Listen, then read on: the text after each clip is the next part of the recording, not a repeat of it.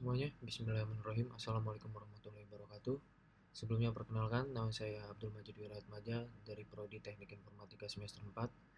Di kesempatan kali ini saya akan mempresentasikan tentang sistem pendukung keputusan tata kelola pemerintahan pada penilaian Desa Batu Layang dengan analitik hierarki proses.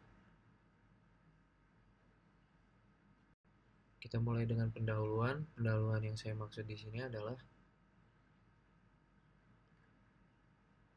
implementasi prinsip-prinsip e-government yang baik menjadi cita-cita bagi seluruh negara di berbagai belahan dunia, baik itu negara maju maupun negara yang sedang berkembang. Karena tata kelola yang baik merupakan suatu prinsip tata pemerintahan yang ideal. Ideal dalam arti memiliki konsep-konsep yang baik dalam menjalankan suatu sistem pemerintahan. Sehingga dengan diterapkannya prinsip tata kelola yang baik, masyarakat berharap kesejahteraan hidupnya dapat terpenuhi seutuhnya. Penerapan tata kelola yang baik tidak hanya dilihat dari tingkat tertinggi suatu urutan pemerintahan saja. Dalam hal ini, negara, tetapi penentuan suatu negara yang tata kelola yang baik dapat dilihat juga berdasarkan penerapannya pada tingkat terendah, yaitu tingkat kelurahan atau tingkat desa. Kita lanjutkan di sini. Di sini ada abstrak. Abstraknya kurang lebih yang saya susun seperti ini. Tata kelola pemerintahan digunakan sebagai landasan penilaian yang dilakukan selama ini oleh tingkat terbawah sampai tingkat tertinggi suatu pemerintahan, yaitu tingkat kelurahan atau desa sampai tingkat negara. Karena itu, lebih baik melakukan penilaian terlebih dahulu ke tingkat bawah, yaitu desa, agar tingkatan suatu negara lebih baik lagi. Selama ini, Desa Batu Layang, Kecamatan Cililin merupakan suatu penilaian yang tertuang dalam laporan profil desa hanya berdasarkan asumsi pihak desa itu tersendiri, tanpa melibatkan peran warga di dalamnya, sehingga pihaknya kesulitan dalam menentukan kondisi pelayanan yang dirasa kurang oleh warga. Oleh karena itu, untuk menunjang kinerja dari proses tersebut, pihak desa harus memanfaatkan sistem pendukung keputusan, yaitu sistem penilaian desa yang memberikan rekomendasi yang sesuai berdasarkan hasil kuesioner dengan menggunakan metode Kano. Selain metode tersebut, digunakan juga metode AHP atau yang tadi kita sebut Analytical Hierarchy Process untuk melakukan pengelolaan nilai berdasarkan penilaian yang dilakukan oleh pihak kecamatan, bertujuan agar pihak desa mengetahui prioritas yang dirasa penting menurut pihak kecamatan. Kita akan lanjut ke bagian rumusan permasalahan. Berdasarkan permasalahan pihak desa dalam menilai suatu desa yang belum melibatkan peran warga di dalamnya dan masih berdasarkan asumsi pihak desa, sehingga pihak desa sulit menentukan prioritas yang tepat untuk pembuatan laporan profil desa. Berdasarkan permasalahan tersebut, maka dapat dirumuskan.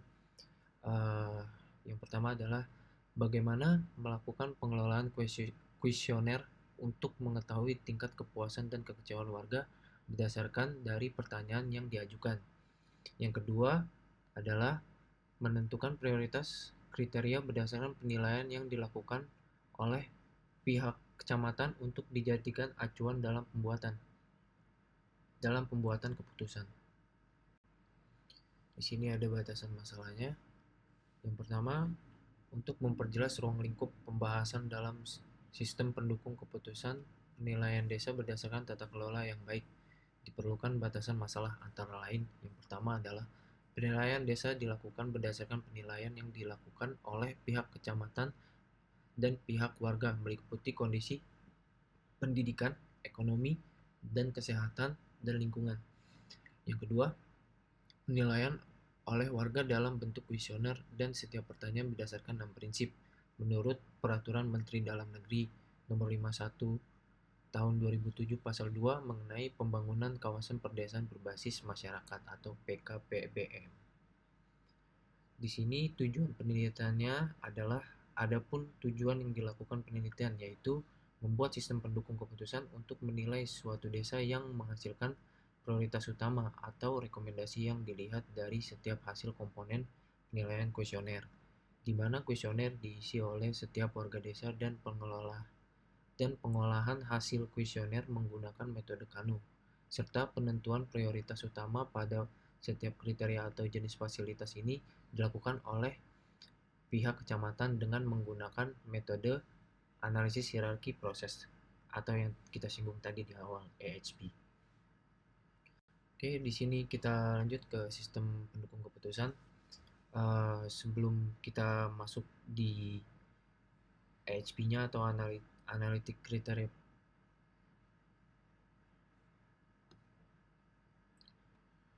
Oke, maaf. Sebelum kita lanjut membahas rancangan implementasi sistemnya, di sini saya akan mencoba menjelaskan definisi singkat dari sistem pendukung keputusan.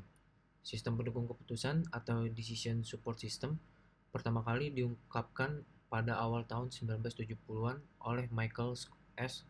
Scott Morton dan didefinisikan sistem pendukung keputusan sebagai sistem berbasis komputer interaktif yang membantu para pengambil keputusan untuk menggunakan data dan berbagai model untuk memecahkan masalah-masalah yang tidak terstruktur. Sistem ini digunakan untuk membantu pengambilan keputusan dalam situasi yang semi terstruktur dan situasi yang tidak terstruktur sama sekali, di mana tidak seorang pun tahu secara pasti bagaimana keputusan seharusnya dibuat. Oke, di sini kita lanjut. Analitik hierarki proses atau AHP adalah metode untuk memecahkan suatu situasi yang kompleks, tidak teratur atau tidak terstruktur ke dalam beberapa komponen dalam susunan yang hierarki, dengan memberi nilai subjektif tentang pentingnya setiap variabel secara relatif dan menetapkan variabel mana yang memiliki prioritas paling tinggi guna mempengaruhi hasil pada situasi tersebut. Untuk penentuan jumlah sampelnya, di sini menggunakan rumus Slovin yang kurang lebih penjelasannya seperti ini. Jumlah sampel sama dengan jumlah populasi dibagi persenan ketidakpastian sebesar 10% untuk bidang sosial. Di flowchartnya di sini dijelaskan yang pertama untuk membuat matriks perbandingan setiap kriteria yang meliputi menentukan skala 1 sampai 0 pada masing-masing kriteria, menjumlahkan nilai elemen pada setiap kolom kriteria. Yang kedua, menentukan bobot relatif dan eigenvektor. Hitung setiap nilai elemen dengan rumus sama dengan nilai elemen ekuivalen dinormalkan. Hitung eigenvektor sama dengan jumlah elemen per baris. Yang ketiga adalah vektor prioritas. Hitung setiap kriteria sama dengan n nilai elemen setiap kriteria bagi nilai elemen setiap kriteria dengan jumlah nilai yang di atas, lakukan pada masing-masing kriteria. Pilih nilai prioritas yang tertinggi sampai yang terendah. Di sini saya sudah merangkum 3 poin secara garis besar kelebihan analitik hierarki proses atau AHP. Yang pertama adalah struktur yang berhierarki sebagai konsekuensi dari kriteria yang dipilih sampai pada sub-sub kriteria yang paling dalam. Yang kedua, memperhitungkan validitas sampai pada batas toleransi inkonsentrasi sebagai kriteria dan alternatif yang dipilih oleh para pengambil keputusan. Yang ketiga, atau yang poin ketiga, memperhitungkan daya tahan atau ketahanan output analisis sensitivitas pengambilan keputusan. Di sini saya jelaskan juga metode pairwise comparison AHP karena bersinambungan dengan metode AHP yang kita gunakan untuk analisis kebutuhan yang akan kita bangun sistem berjalannya. Pengertiannya adalah pairwise comparison mempunyai kemampuan untuk memecahkan masalah yang diteliti multi-objek dan multi-kriteria yang berdasarkan pada perbandingan preferensi dari tiap elemen dalam hierarki. Jadi model ini merupakan model yang komprehensif. Pembuat keputusan menentukan pilihan atas pasangan perbandingan yang sederhana, membangun semua prioritas untuk urutan alternatif. Pairwise comparison AHP menggunakan data yang ada bersifat kualitatif berdasarkan pada persepsi, pengalaman, intuisi sehingga dirasakan dan diamati. Sekarang kita bahas analisis sistem berjalan. Sistem yang sedang berjalan di Desa Batu Layang dalam hal pembuatan laporan profil desa yaitu penilaian yang dilakukan hanya berdasarkan hasil penilaian yang dilakukan oleh pihak desa semata, tanpa melalui peran warga dan pihak Kecamatan Cililin. Data yang dibutuhkan dalam pembuatan laporan profil desa, yaitu diantaranya laporan data dasar keluarga serta laporan sarana dan prasarana. Dalam prosesnya, pihak desa masih berdasarkan persepsi atau asumsi pihaknya dalam menentukan pelayanan publik. Di sini saya sudah membuat flowchartnya, ada input, ada proses, ada output, yang dimana input atau masukannya ini adalah surat keterangan kependudukan, yang kedua data sarana dan data prasarana, yang diproses atau dikerjakan berdasarkan persepsi pihak desa, dan output yang keluar menjadi laporan profil desa. Untuk pembentukan sistem pendukung keputusannya, ada baiknya saya bahas dari definisinya terlebih dahulu. Kurang lebih definisinya seperti ini. Sistem pendukung keputusan merupakan suatu sistem yang interaktif. Dikatakan demikian karena sistem tersebut dapat mendukung suatu proses pengambilan keputusan melalui alternatif-alternatif yang diperoleh berdasarkan hasil dari pengelolaan data, informasi, serta perancangan model yang dilakukan. Pengertian tersebut dapat menjelaskan bahwa sistem pendukung keputusan bukan merupakan alat pengambil keputusan, melainkan sistem yang membantu mengambil keputusan dalam melengkapi kebutuhan mereka dengan informasi dari data yang telah diolah dan diperlukan untuk membuat keputusan mengenai permasalahan yang ada. Pada awalnya, pengambil keputusan memilih kriteria yang disediakan oleh sistem pendukung keputusan, dan kemudian kriteria tersebut diproses sehingga menghasilkan alternatif yang diprioritaskan. Di sini ada flowchartnya. Flowchartnya dibagi menjadi 2 input dan 2 proses, tetapi tetap akan menghasilkan satu output. Di input yang pertama ada pihak kecamatan dengan bagan nilai setiap perbandingan kriteria dibagi menjadi 4 nilai.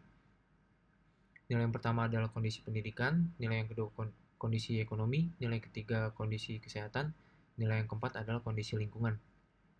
Diproses menggunakan metode AHP yang berumuskan atau yang berisi menentukan tingkat kepentingan kriteria, yaitu dengan mengubah ke dalam bentuk perbandingan metrik. Yang kedua, menghitung bobot prioritas untuk menentukan kepentingan pada setiap kriteria.